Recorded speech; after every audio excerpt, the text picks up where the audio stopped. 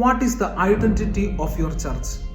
അങ്ങ് കിഴക്ക് ഏദനിലേക്കുള്ള യാത്രയിൽ കിഴക്ക് നിന്ന് കടന്നു വരുന്ന യേശുക്രിസ്തുവിനെ പ്രതീക്ഷിച്ചുകൊണ്ട് കിഴക്കിന് അഭിമുഖമായി പ്രാർത്ഥിക്കുന്ന സഭ.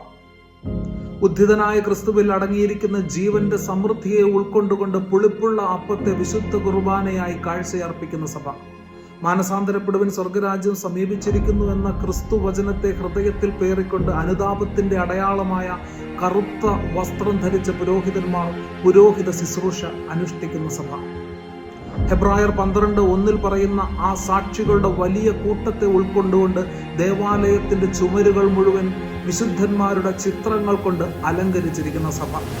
പുനരുത്ഥാനത്തിന്റെ മഹത്വത്തെ ഉൾക്കൊണ്ടുകൊണ്ട് മരിച്ചവന്റെ ശരീരത്തിന് ധൂപം വെച്ച് നാളെ ഒരിക്കൽ തിരിച്ചെടുക്കുവാനുള്ളതാണ് എന്നുള്ള ബോധ്യത്തോടുകൂടി ആ ഭൗതിക ശരീരത്തെ മണ്ണിൽ ഒരു നിക്ഷേപമായി വയ്ക്കുന്ന സഭ. അതാണ് സുറിയാനി സഭ.